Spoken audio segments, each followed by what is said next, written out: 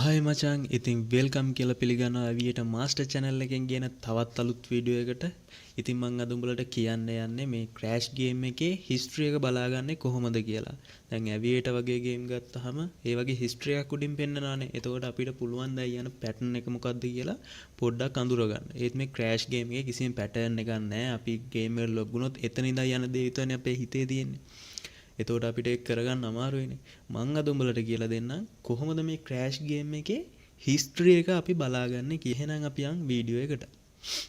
මුලින්ම උඹලා කරන්න ඕනේ Google Chrome browser එකෙන් 1xbet එකට හරි 880 stars එකට හරි log වෙලා මුලින්ම මේ විදිහට ක්‍රෑෂ් ගේම් එක ඕපන් කරගන්න ඕනේ. හරිද? ක්‍රෑෂ් ගේම් එක ඕපන් කරගෙන ඊට පස්සේ දකුණු පැත්තේ මෙතන උඩ තියෙන තිත් තුන ඔබලා මේක යන්න ඕනේ මචං more tools වලට. more tools වලට ගිහලා developer option කියන එක එකපාරක් ක්ලික් කරා. හරිද? ඊට පස්සේ මේ වගේ window එකක් open වෙනවා. ඒකේ මෙන්න මෙතන previous log කියන එකේ tick එක දාගන්න ඕනේ. sorry මචං මෙතන උඩින්ම මේ network කියන එකට එකපාරක් tick එක දාලා previous log කියන එකේ tick එක දාගන්න ඕනේ. හරිද? ඊට පස්සේ මල මෙතනින් WS කියන එක දාලා ආයේ එකපාරක් ගේම් එක රිෆ්‍රෙෂ් කරගන්න ඕනේ. හරිද? ගේම් එක එකපාරක් රිෆ්‍රෙෂ් කරලා ඉන්න ඕනේ මෙතන ලෝඩ් වෙනකන් ගේම් එක. හරි ඊට පස්සේ ගේම් එක ලෝඩ් වුණාම උඹලට පේනවා මෙන්න මෙතන crash wins කියලා එකක් වැටෙනවා. හරිද?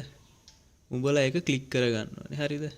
ඊට පස්සේ උඹලට මෙන්න මෙතන ෆිල්ටර් එකක් පෙන්වනවා. හරිද? මෙතෙන්ට උඹලා ගහන්න ඕනේ on crash කියලා.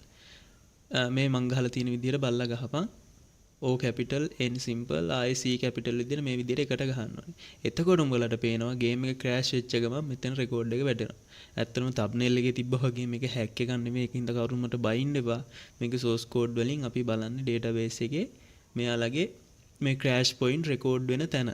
හරිද? මේක හැක් එකක් නෙවෙයි. ඒකින්ද පටල ගන්න එපා. ඔන්න දැන් උඹලට පේනවා මේ crash වුණාම මෙතෙන්ට ඇඩ් වෙනවා. ඔන්න බලන්න. හරි දැක්කනේ 22:38 මිපුරා මෙතන මේ 22:38. ඔන්න ඔය විදිහට උඹලට පුළුවන් ක්‍රෑෂ් ගේම් එකේ හිස්ටරි එක බලලා පැටර්න් එකක් අඳුරගෙන බෙට් කරන්න.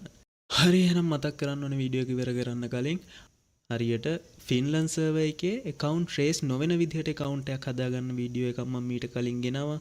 ඒක අපේ channel එකේ තියෙනවා.